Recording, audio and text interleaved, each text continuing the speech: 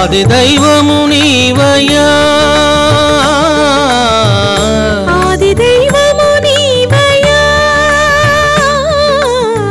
నామము రూపము గుణములు లేని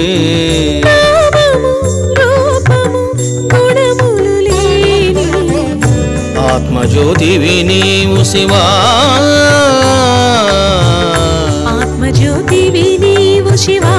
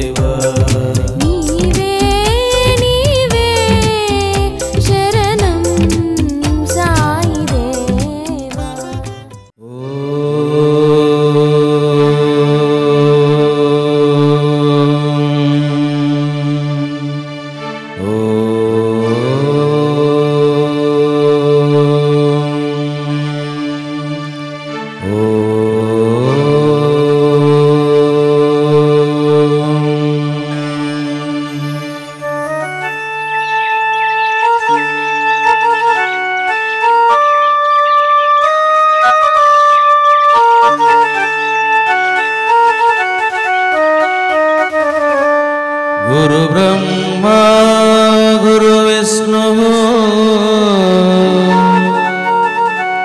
గురుదేవో మహేశ్వర గురు సాక్షాత్ పరబ్రహ్మ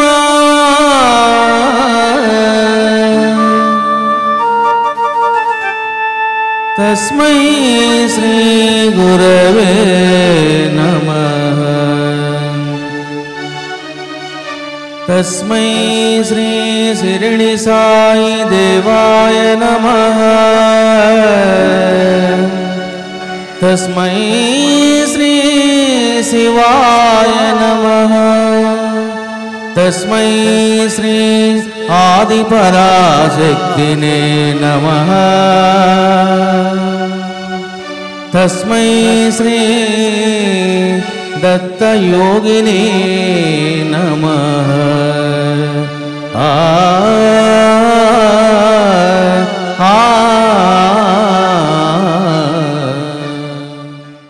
దివ్యాత్మ స్వరూపులారా, సాయి బంధువులారా,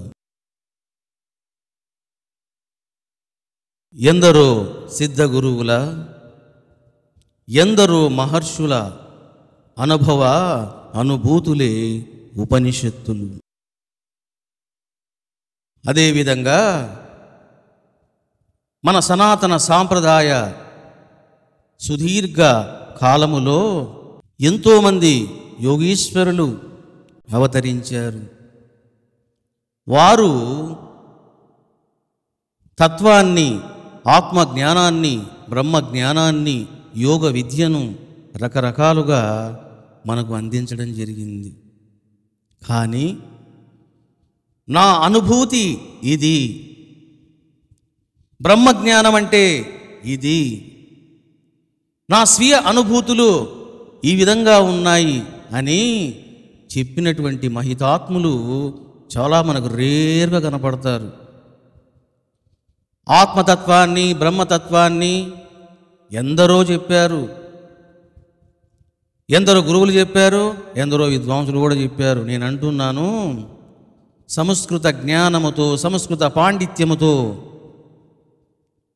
ఆత్మవిద్యను బోధించడం వేరు, స్వీయ అనుభూతితో, అనుభవాలతో బ్రహ్మ విద్యను బోధించడం వేరు.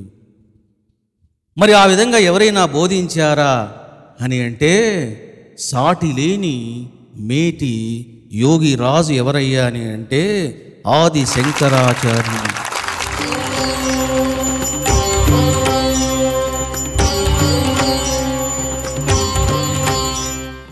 ఆ తరువాత ఇంకా ఎవరైనా అందించారా అని అంటే మనకు చాలా తక్కువ మంది కనపడతారు. మరి ఎవరతడు అని అంటే దత్త యోగిరాజు. దత్తాత్రేయుడు తన యొక్క అనుభవాన్ని, అనుభూతులను రసవత్తరంగా చెప్పడం జరిగింది. ఆది శంకరాచార్యులు తన స్వీయ అనుభూతి ఏమిటో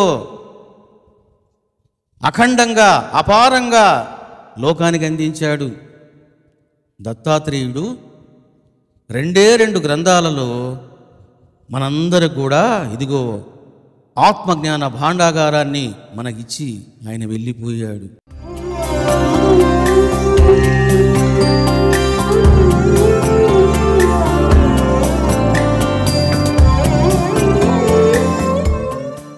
దత్తాత్రేయుడు తన స్వీయ అనుభూతిని రచించడం జరిగింది. ఎందుకంటే మన సనాతన సాంప్రదాయంలోన ఈ విధంగా నా అనుభూతి ఇది అని రచించిన వాళ్ళు చాలా తక్కువ మంది ఉంటారు. మనకు కృతయుగము, త్రేతాయుగం మధ్యలోన ఎక్కువగా ఎవరు కనిపిస్తారు అంటే దత్తాత్రేయుడు కనిపిస్తాడు. కృతయుగములో ఎక్కువ మంది కూడా మహర్షులు ఉపనిషత్తులను రచించారు, ఎన్నో శాస్త్రాలను బోధించారు. వాళ్ళు ఒకవైపు జ్ఞానాన్ని, ఇంకొక వైపు స్వీయ అనుభూతిని స్వల్పంగా అందించడం జరిగింది. కానీ దత్తాత్రేయుడు అలా కాదు. తాను అనుభూతిగా పొందినటువంటి జ్ఞాన సారాన్ని మనకు 2 గ్రంథాలలో అందించాడు. ఒకటి అవధూత గీత, రెండవది జీవన్ముక్త గీత. చూడండి, ఆ పేర్లలోనే పట్టు ఉంది. రచించిన వాడు ఎవడు, చెప్పినవాడు ఎవడు, బోధించినవాడు ఎవడు అని అంటే ఒక అవధూత. మరి అవధూత అంటే ఎవరు? ఫస్ట్ ఇది తెలుసుకోవాలి. ఆశా పాశముల నుండి విడిపడినటువంటి వాడు, సమస్త వాసనల నుండి విడిపడినటువంటి వాడు, ధూళి దూషణముతో వస్త్రాలతో తిరిగేటువంటి వాడు, తత్వనిష్టలో సదా రమించేటువంటి వాడు, ఆ వ్యక్తిని అవధూత అని అంటారు. అంటే ఏమిటి అని అంటే ఆశా పాశముల నుండి విడిపడినటువంటి వాడు.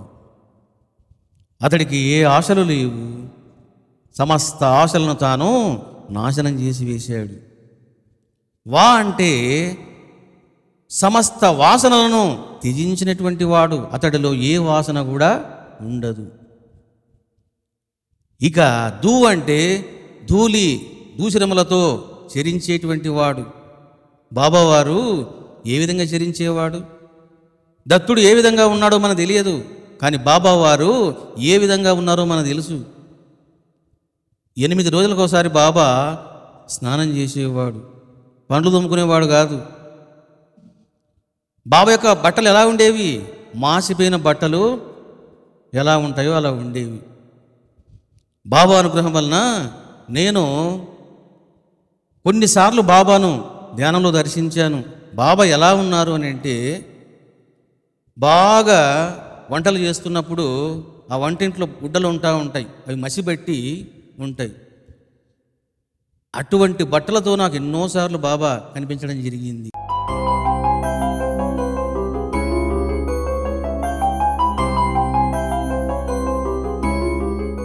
అందుకే అంటే ఏమిటి అంటే ధూళి దూషణములతో చరించేటువంటి వాడు.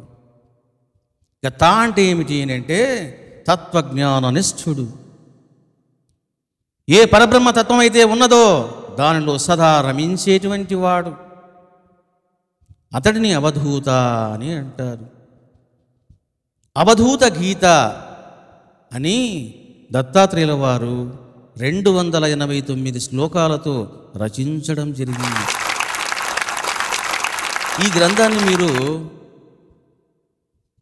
ఏ పుస్తక షాపులో కానీ, ఏ ఆశ్రమంలో కానీ మీకు కనపడదు.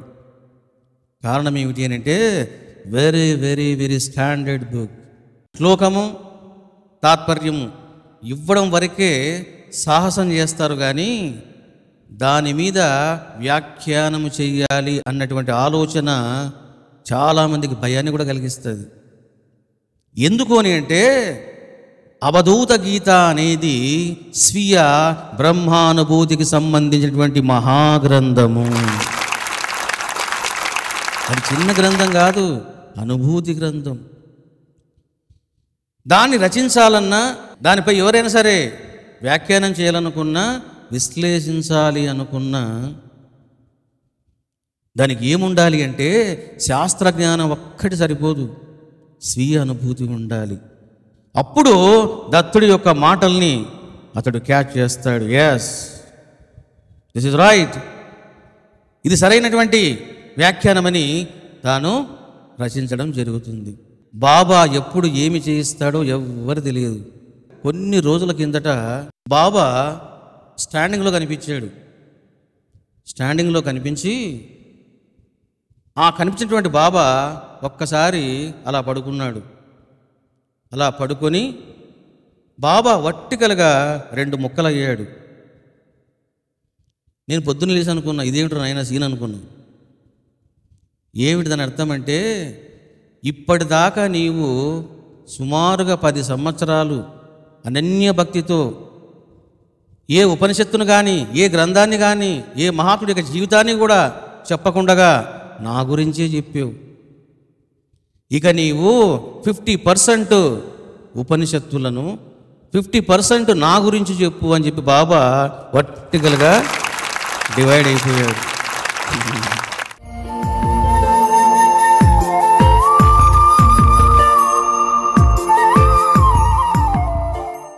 మార్నింగ్ క్లాసులో ఈశావాస్యోపనిషత్తును చెప్పాలి అని మనం డిసైడ్ చేసుకున్నాం, చెప్తున్నాం కూడా. మరి సాయంత్రం క్లాసు ఏముంది? ఏం లేదు, దర్శనాలు ఇస్తున్నాం, వెళ్ళిపోతున్నాం, లేదా నెక్స్ట్ రోజున దర్శనాలు ఇస్తూ ఉన్నాం. సరే, నేను పెద్దగా ఆలోచించలేదు. హైదరాబాద్లో క్లాస్ అయిపోయిన తర్వాత కొన్ని రోజుల తర్వాత ఒక ఆవు కనిపించింది. ఎందుకు ఆవు కనిపిస్తుంది అనుకున్నా నేను. ఇక నెమ్మదిగా దత్తాత్రేయుడి పిక్చర్లోకి వచ్చాడు. అప్పుడు నాకు ఇంక అర్థమైంది ఏమని. అవధూత గీతను నేను చెప్పాలి అని బాబా అనుకుంటున్నాడు, దత్త భగవానుడు కూడా అనుకుంటాడని చెప్పేసి అవధూత గీతను చెప్పడానికి శ్రీకారం చుట్టడం జరిగింది.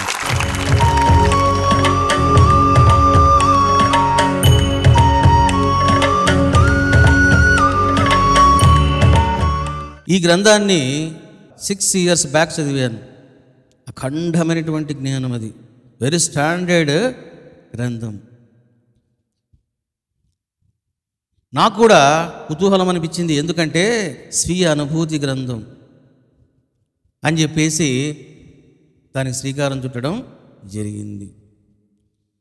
అవధూత గీతను ఎవరైతే శ్రవణం చేస్తారో వాళ్లకు నిజమైనటువంటి, యథార్థమైనటువంటి, సత్యమైనటువంటి సనాతన మహర్షుల యొక్క ఆత్మజ్ఞానం ఏమిటో చక్కగా వాళ్ళకు విషదమవుతుంది, ప్రమాణంగా నిలుస్తుంది. మరి ఈ అవధూత గీత గ్రంథము ద్వారా మనము జ్ఞానామృతాన్ని చవి చూసే ముందు, శ్రవణం చేసే ముందు, ఆనందించే ముందు జ్ఞాన భిక్షను పెట్టేటువంటి ఆ మహితాత్ముడి యొక్క బ్యాక్గ్రౌండ్ ఏమిటో, వైభవం ఏమిటో, విశిష్టత ఏమిటో ఇవన్నీ మనము తెలుసుకోవాలి. తెలుసుకోకుండా ఆయన జ్ఞానామృతాన్ని వినడం అనేది కూడా సంస్కారవంతుని లక్షణం కాదు. అందుకే this is the introduction class of అవధూత గీత. ఈ క్లాసులో మీకు అసలు దత్తుడంటే ఎవరు, ఈయన ఏ కాలం నాటి వాడు, ఈయన బ్యాక్గ్రౌండ్ ఏమిటి, ఈయన చెప్పినటువంటి సిద్ధాంతం ఏమిటి, ఈ మహాత్ముడి ద్వారా తరించినటువంటి ప్రముఖ శిష్యులు ఎవరు, వీరి సాంప్రదాయం ఏమిటి, ఇవన్నీ తెలుసుకొని అప్పుడు మీరు అవధూత గీతను విన్నప్పుడు మీకు పరమానందం కలుగుతుంది. దత్తుడు అందించేటువంటి జ్ఞానామృతాన్ని మీరు చక్కగా రిసీవ్ చేసుకోగలుగుతారు.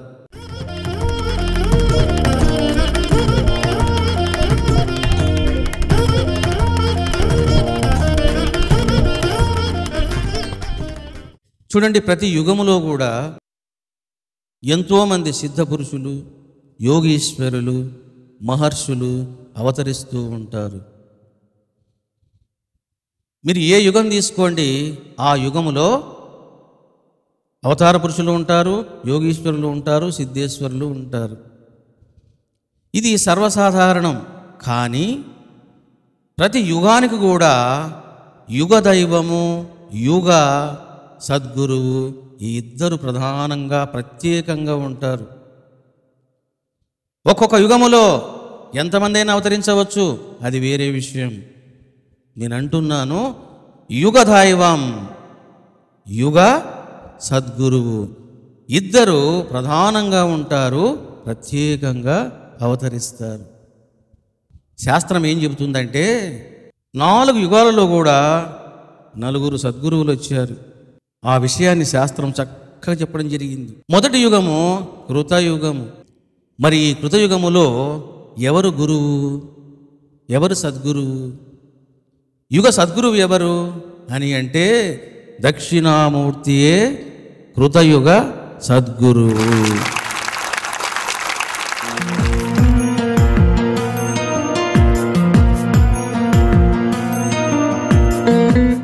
నా చివరి శ్వాస దాకా బాబా, నా చివరి శ్వాస దాకా బాబా, నీ కోసము ఎదురు చూసేదను, నీ కోసము ఎదురు చూసేదను.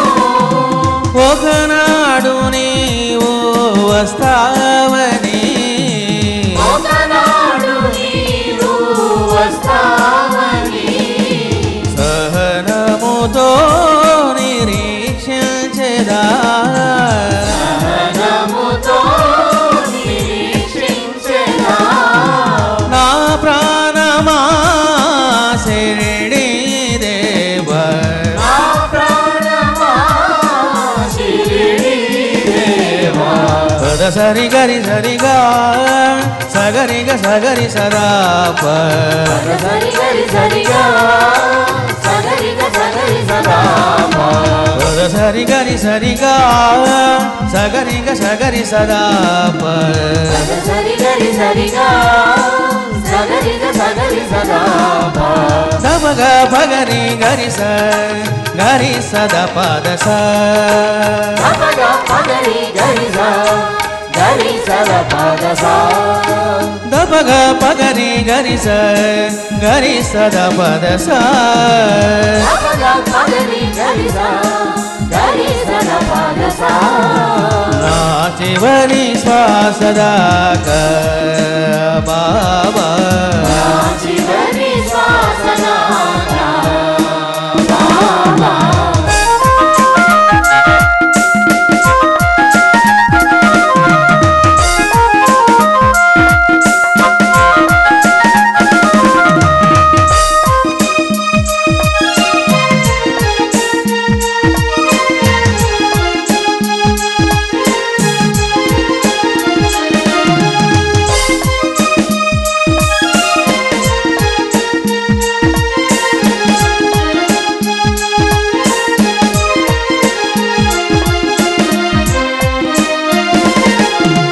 శ్రద్ధతో ప్రేమతో ఎదురు చూసినా, ప్రేమతో ఎదురు చూసినా, శబరి కోసము శ్రీరాముడు రాలేదా, ఎవరి కోసము శ్రీరాముడు రాలేదా. శ్రద్ధతో ప్రేమతో ఎదురు చూసినా, ప్రేమతో ఎదురు చూసినా, శబరి కోసము శ్రీరాముడు రాలేదా, ఎవరి కోసము శ్రీరాముడు రాలేదా. రాము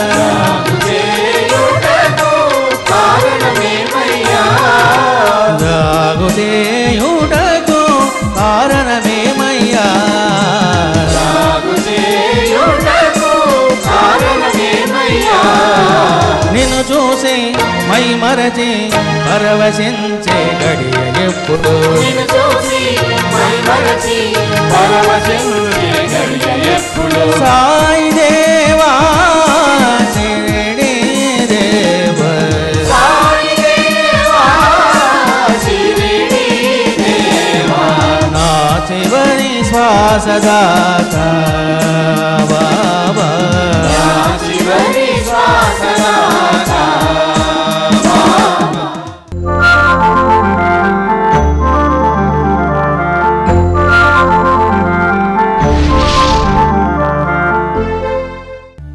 చెడు చూడకు, చెడు మాట్లాడకు, చెడు వినకు అన్నారు గాంధీ మహాత్ముడు. ఈ నీతి యావత్ లోకం ఆచరించాలంటే మంచిని చూడాలి, మంచిని మాట్లాడాలి, మంచిని వినాలి. ఇది సిద్ధించినప్పుడే మనిషి బాగుపడతాడు, సమాజం బాగుపడుతుంది. ఇది ప్రాప్తించినప్పుడే మనిషి సుఖంగా ఉంటాడు, లోకం సుఖంగా ఉంటుంది. ఈ మహాభాగ్యాన్ని యావత్ ప్రపంచంలో సిద్ధింపజేయడానికే శ్రీ రమణానంద మహర్షి వారు నిష్కామంగా, నిస్వార్థంగా, ప్రేమతో యావత్ భక్తలోకానికి సమర్పించే సేవా కార్యక్రమమే కోటి గ్రంథాల ఉచిత వితరణ. సాటిలేని దైవానికి సాటిలేని మహాసేవ, మిలియన్ గ్రంథాల ఉచిత వితరణ. 32 గ్రంథాలను రచించిన సిద్ధగురు శ్రీ రమణానంద మహర్షి వారి నుండి జాలువారిన 33వ మహద్గ్రంథం శివుడే దేవాదిదేవుడు, ఆదిదేవుడు, పరమపురుషుడు. నమః శివాయ నమః శివాయ. వేదాలలో, ఉపనిషత్తులలో ప్రధానంగా ప్రతిపాదించబడిన, కీర్తించబడిన దైవం ఎవరు? శివుడు. సనాతన మహర్షులు విరచించిన 108 ఉపనిషత్తులలో 84 ఉపనిషత్తులు ప్రతిపాదించిన దైవం ఎవరు? శివుడు. వ్యాస మహర్షి రచించిన 18 పురాణాలలో 10 పురాణాలు ప్రతిపాదించిన దైవం ఎవరు? శివుడు.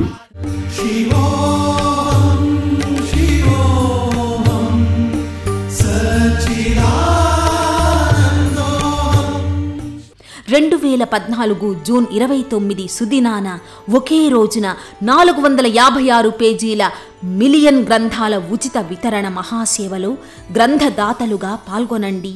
అపార పుణ్యాన్ని, శివానుగ్రహాన్ని పొందండి.